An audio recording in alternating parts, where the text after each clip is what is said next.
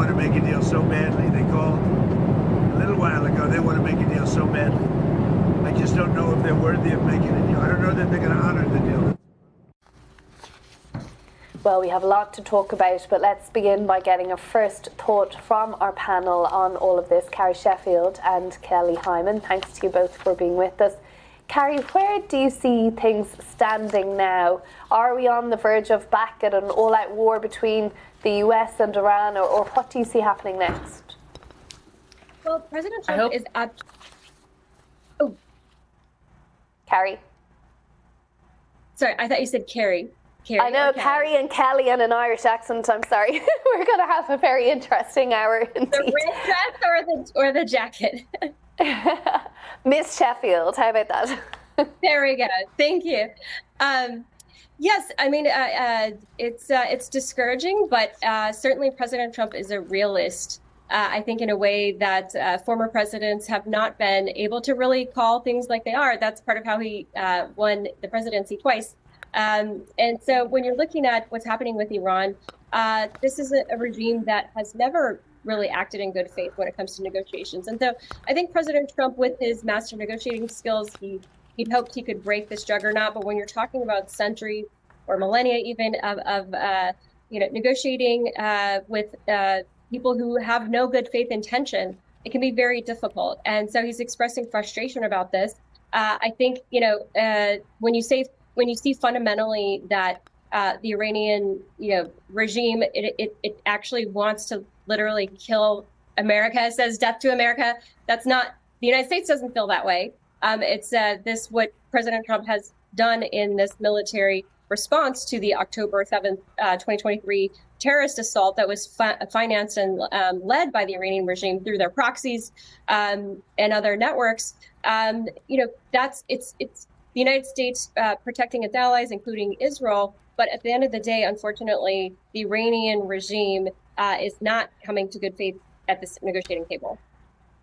Kelly, is President Trump perhaps frustrated because he finds himself now with limited options, and the Strait of Hormuz is so important to all of these negotiations, and it wasn't even a factor before this US and Israel war on Iran began? We have to think, are we better now than we were under the Obama deal? Is the cost that were occurring in the US worth the benefit? We have lost over 12 American lives. We have spent billions of dollars on this war. Congress did not approve it. The American people are feeling the pain when they go to the gas station and the cost for them. Is it ultimately going to be worth anything? Carrie, Kelly, will be back with you in a moment to get your thoughts. But we're lucky to be joined in the studio and, of course, on the programme by our chief international correspondent, Lise Doucette, who has just come back from a reporting trip to Iran. Lise, there's lots to get through. But first of all, having just come back from the country, did you expect things to unfold the way they have in the last couple of days? I think there is a feeling that neither the United States nor Iran wants to return to all-out war, but both want to make it absolutely clear that when they believe what they see as their red lines are crossed, what they see as violations of this memorandum of understanding, then they're going to strike. And we saw that in Iran's attack on those oil tankers.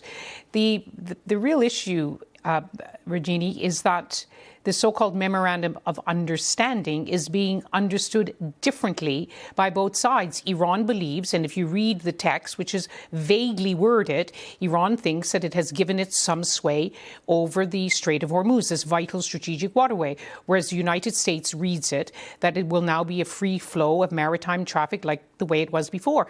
For Iran, Iranian leaders have made it absolutely clear it will not return to the status quo. And so therefore, when it sees commercial vessels going along a different route, it has attacked them. So that led to the American strikes. Then Iran retaliated. Let's see what happens now. I think we are going to be in this no war, no peace situation for a long time to come. As President Trump puts it, ceasefires in the Middle East are different from other parts of the world. But part of it is rooted in this deal, 14-point deal, which was hastily arranged and has left a lot of ambiguity, which is again creating these moments of tension that leads both sides to return to war. And then you hear President Trump using a phrase he's often used, oh, they're desperate for a deal. I've talked to the leaders. In other words, behind the scenes, mediators are scrambling to cool tensions, get them back to the negotiations. They'll do that, and there will again be an exchange of fire. I think I heard you on the radio this morning referring it to as a memorandum of misunderstanding in many ways. And from what you've explained there, that's clear. You've just come back, of course, from the country and the funeral, which was somewhat delayed, of course, of the former Supreme Leader, Ayatollah Ali Khamenei. Obviously, there's lots of people out on the streets to mourn him. There are also lots of people in the country who strongly opposed his regime. And at the start of the year, of course, we saw a real crackdown under his rule for those anti-government protests. What is the mood in the country from the different camps that you've spoken to? And is a sense that the regime is still very much calling the shots despite what the US and Israel have done militarily? Well, Rajini, the news from Iran this week, until we had these 2 nights of exchange of strikes, was very much dominated by those huge crowds flooding the streets of 5 cities, some in Iran and some in neighboring Iraq, some of the holiest cities for Shia Muslims. That was what we saw, and there was what we didn't see. What it has shown, first of all, this was not just a funeral procession. This was a carefully choreographed political spectacle, which was replete with both religious and political symbolism. The defining symbol that was chosen by the authorities was a clenched fist. There's a huge new statue which has gone up in Revolution Square, Inqilab Square, with what they call the Fist of Defiance. And the kind of slogans which came from the crowds were the old signature slogans which dominated Ayatollah Khamenei's rule, and in fact the rule of the former supreme leader before him, death to America, death to Israel. But there were these red flags, the religious flags, with calls for revenge, these huge banners basically saying so crudely, kill Trump, kill Prime Minister Netanyahu, take revenge for the assassination of our supreme leader. What the authorities have shown is that they still have a core of loyalist support. It's not everyone who is in those throngs of people. Some people said to us, I was told I had to come by my company. Some women completely clad in black took us aside and said, these are not the real voices of the revolution. The real voices were on these streets 6 months ago, and our voices were crushed by the security forces, and that left many thousands dead. So Iran is very much a divided society, but Iran's new leaders feel empowered, emboldened. They survived the war against the US and Israel, no longer fear it. And therefore, what we're seeing, Rajini, is that they are much less cautious than the 86-year-old assassinated Ayatollah, more unpredictable. And while sometimes President Trump says they're more reasonable, now he says they're scums, they're impossible to deal with. This is what's going to define a new era, which has to be said, it's still uncertain where they will take Iran. And much of it will depend on where this war goes. At least you say it. Thanks for coming straight to the studio, almost fresh from your trip to Tehran. Thank you very much for joining us in the studio. Now, the strikes we're talking about and we've been seeing in and around the Strait of Hormuz have been difficult to watch for the 6,000 civilian seafarers who are currently stuck on board vessels there. This is a live look at radar tracking ships in and around the Strait of Hormuz. The International Maritime Organization has called for an immediate ceasefire and for evacuations of those seafarers to begin again safely. Arsenio Dominguez is the Secretary General of the IMO, and he told me what this week's strikes have been like for those seafarers in the region. Once these strikes have started in the last few days, of course, my first message is for the safety and security of the seafarers and the vessels. So I reiterated my call, in particularly to ship owners and ship operators, not to take any risk, to carry out any analysis in relation to the security situation before a decision is made.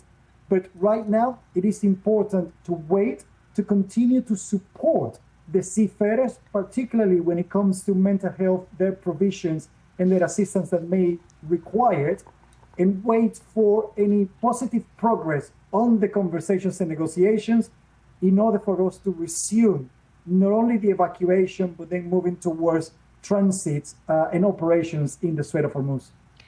And what is it like for those who are on ships there at the moment? What is the condition like? It's very difficult, you can only imagine.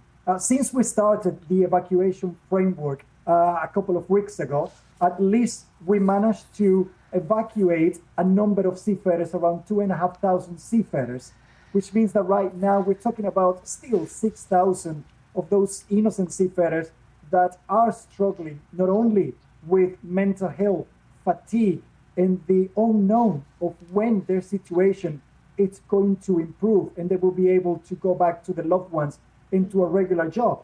But we also have to recognize that the temperatures in the region are also increasing, which creates an additional hazard for them.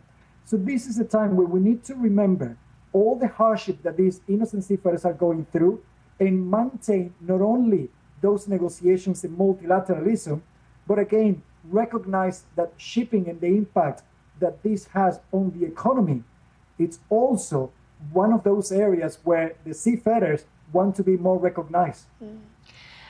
I would imagine some of them, or perhaps all of them, are quite scared as well, because we have seen vessels being hit. Yes, regrettably, over 50 vessels have been hit since the conflict started, and 14 innocent seafarers have actually lost their lives. I had the opportunity to speak to a few of them once they evacuated from the Strait of Hormuz and from the region. And of course, it was in particularly the unknown, that constant concern that at any time their vessels could be hit, or even when there's crossfire, that debris could actually fall on top of the vessel and ignite those dangerous cargoes and even the fuels of the vessels, which of course put their lives at risk. They were taking turns to actually look after the ships of the vessels overnight, and they also helping each other from ship to ship in order not only to support in relation to the supplies that they need, but also that emotional and camaraderie that exists on seafarers. But we shouldn't forget that the longer that this goes on, the more that these seafarers are going to be affected, the more difficult it's going to be for us to attract the younger generation into this amazing career. And on the evacuations which have been paused at the moment, do you see a situation where they can be restarted? I said that we will not restart the evacuation until there are safe guarantees that the vessels, and in particular the seafarers, will not be negatively affected. So here is where the next steps on the negotiations between the main parties in the conflict have to take place in order to clarify any issues in relation to the Strait of Hormuz. We are ready to reactivate as soon as it's possible, but only if it's safe. And this also is in line with upholding the principles of navigations and respecting the roles of all the countries in the region. So that was Arsenio Dominguez, the Secretary General of the International Maritime Organization.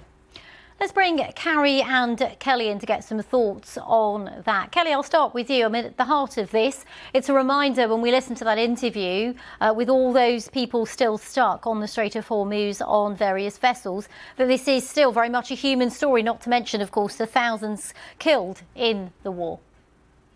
This is a global situation because not only as someone from the U.S., it affects people in the U.S., it affects our allies as well, but then people that are there and experiencing it and being stuck on a ship, this becomes potentially a humanitarian issue. And so I think it's really important to think about all these different things when we're looking at what's going on in the Middle East, and hopefully there will be peace in the Middle East that will benefit all of us. Carrie, was it worth it? Do you still think the president was right to go ahead with this military action? Absolutely. You know, even just a year ago, how many, and I didn't hear your reporter mention this, even just a year ago, how many endorsed the chant of death to America by his own people? He said this in a speech before a large crowd. He said, your judgment is right, when they chanted death to America.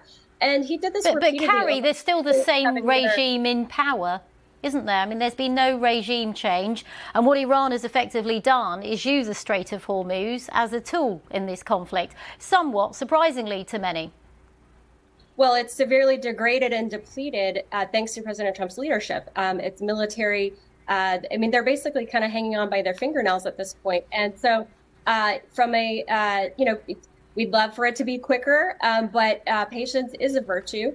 And when we're talking about making sure that the Iranians do not obtain a nuclear weapon, I don't think any American president should ever believe that this current regime, under this current ideology, would ever have a good faith negotiator at the table. So I think they're doing the best they can. President Trump is doing the best he can with a really terrible hand of cards. But then there's also the fact that when you're talking about these, people who are stuck, if they're Iranian, civilians or even military, the Iranian government has no regard for its own people. And that's something also that your reporter didn't mention when Khamenei, at his funeral, where is the acknowledgement that his regime basically massacred 40,000 people in the lead up to President Trump's response? And so I think when we're talking about human rights, where was the acknowledgement of that? And so again, President Trump is not afraid to do things that are not popular, but things that are right. Kelly, when Carrie is talking about patience there, where do you think the patience of the American people is at the moment in terms of the broader question of American involvement here and what it's meaning for Americans on the ground, be it price of gas and oil and petrol and fertilizer and all of that? We have to look at the polls. We have to look at Trump's popularity that is at 30%. And so we have a midterm coming up, and I definitely think that people are going to let their voice be heard and get out there and exercise their right to vote, because this war is not only hurting globally, but it's also affecting the people at home, such as the increase in gas prices, the $1 billion spent in taxpayer money for the hope to go back to a deal that Obama had. It doesn't seem like patience is the key to this. It should have been left to the Obama deal and handled it that way. Why now we're reverting back and trying to hope to get the deal that Obama had in place?